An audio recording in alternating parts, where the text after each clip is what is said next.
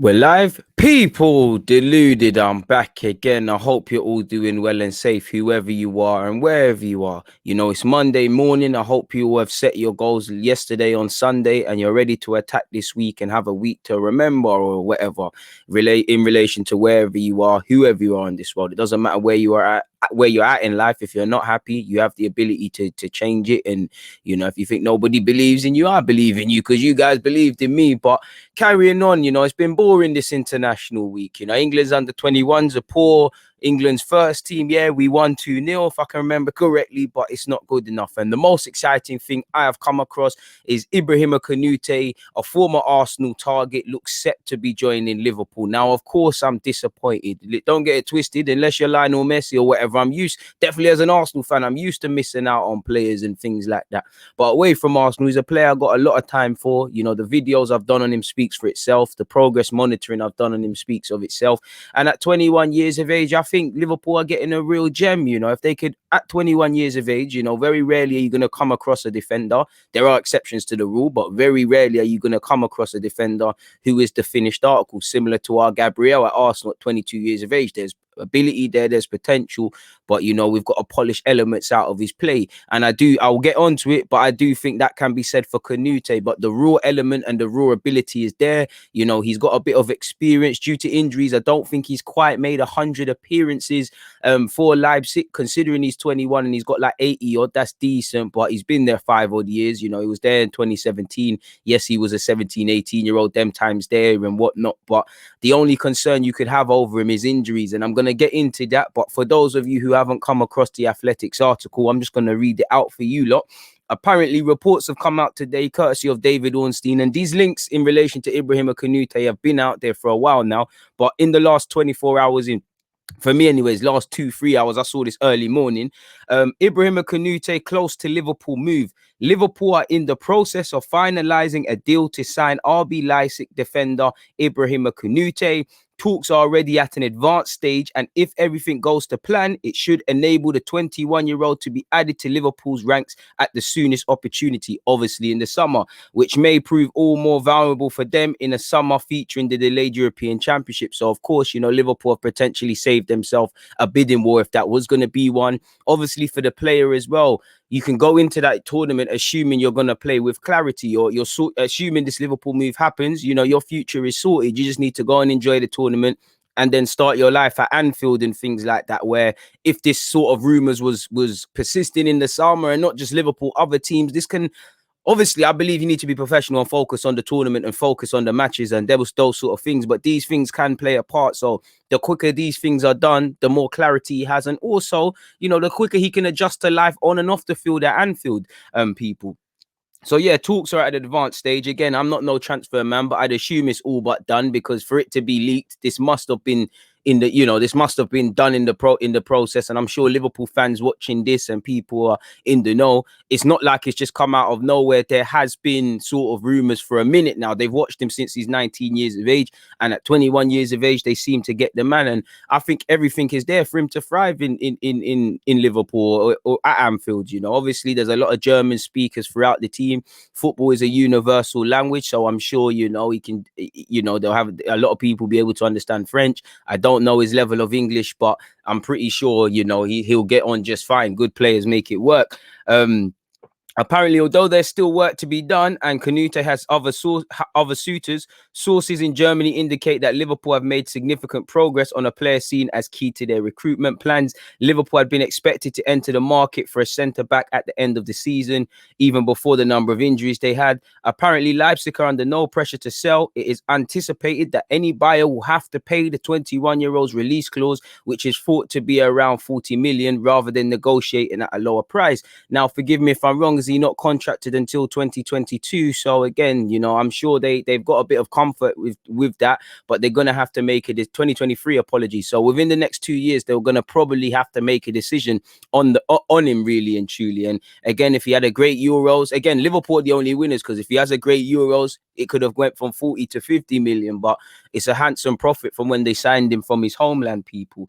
Again, injuries is the only criticism you can have over him, because again, time will tell if he adapts to the Premier League and stuff. And like I said, he's had good games like United in the Champions League, you know, in Germany several times, even in the under-21s championship a few years ago. You know, I think he had a better tournament than Upamecano, another one who's highly rated. And forgive me if I'm wrong, is he not a Bayern Munich player in all but name now as well? So again, I can't blame Liverpool for going for it. You know, nobody wants to miss out on this golden generation of French players, let alone centre halves. We've grabbed Saliba, they've got Konate. Obviously, I'm going to be shameless and say Saliba is better. We all know the truth. But on a serious note, the only not even a criticism, the only sort of problems I can see is the injuries. You know, of course, like I said, you know, he's going to learn some tough lessons in the Premier League. If I share my screen with you guys so you can see my thoughts, he's going to learn some tough lessons in the Premier League. But what 21, 22-year-old isn't? He's got quality. He will show his quality. But off the ball, his marking will have to be shown. He'll have to have consistency. Sometimes I like that he's a confident ball player, but sometimes his passing puts pressure on his teammates. Sometimes when he carries it out from the back, he can be careless. This ain't a criticism. This is what I expect of a 21-year-old, really and truly. So the raw potential is there. I think it's a good signing for Jurgen Klopp. The only concerns is injuries, people. I think this, off the top of my head, I'm pretty sure that was the season affected by injuries the most. But for a number of years, he's been doing his thing. Like I said, I still think there's elements of rawness in his game. He can improve his reading of the game as a defender. You know, it looks glamorous making them tackles. But the better thing to do is read those situations before it happens. I always give you like the fireman example. Everybody will praise a fireman for being heroic and things and saving ladies, women, and cats from a burning building. No one will see that fireman who was off duty, for example, and he's walked past, he can see a fire developing and he's cut it out before it's, you know, proved fatal. That's what you've got to do as a defender. But it's a learning curve. And, you know, you play him with Van Dijk, you play him with Joe Gomez. Joe Gomez and him may be long term. That's the answer.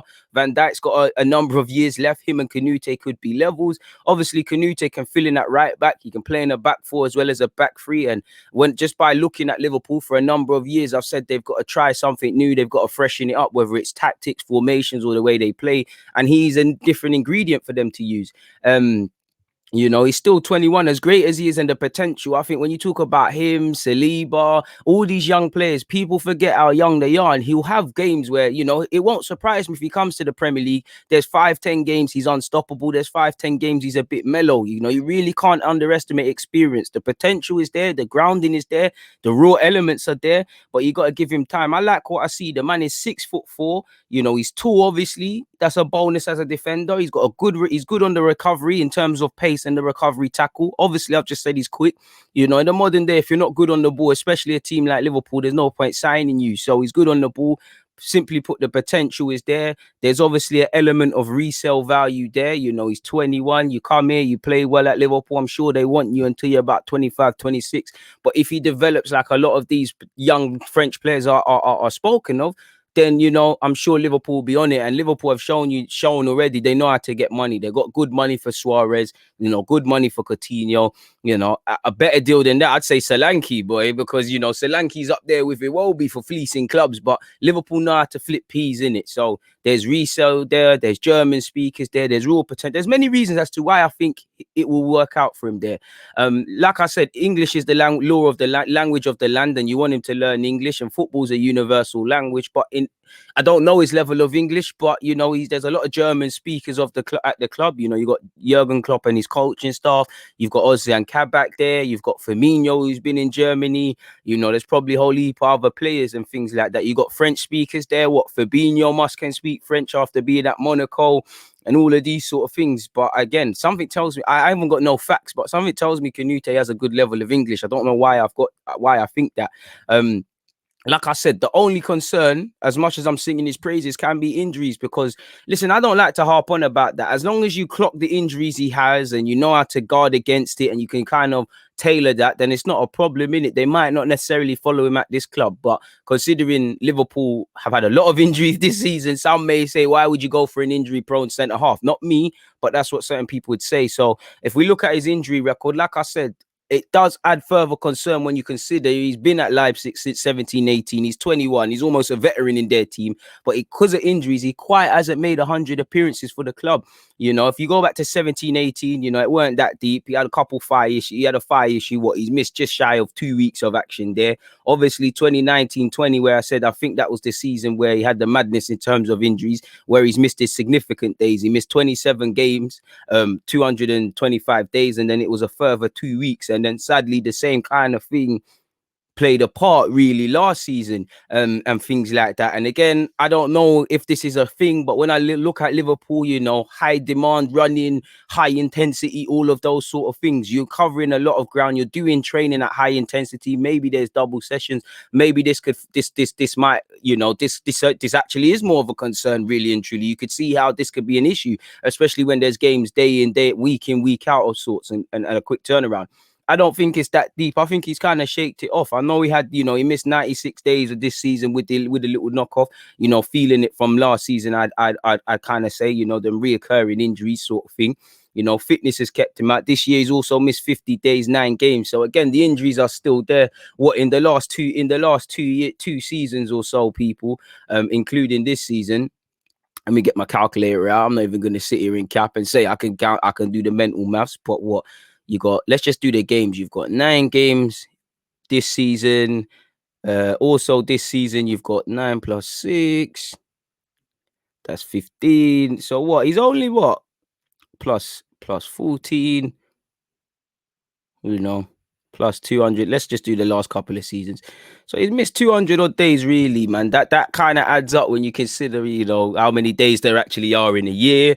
Obviously, you know, you're no good to anybody if you're not fit. But I don't want to harp on about the negatives. I believe you'll get over this as long as you got the medical staff that know how to prevent these things. I know it's easier said than done, but it's not a problem. And his last 2 injuries, again, fitness is very, I don't know in it why that is. That might be, you know, he's physically not fit to start and play because of the torn muscle and getting over that. He's had an ankle injury, you know, it's a different injury. It's not like the same thing. I know sometimes injuries are weird. Like you might get a hamstring injury and during the rehab, now your ankle's gone or your knee or your groin. I know how them, you know, one injury can start a knock-on effect.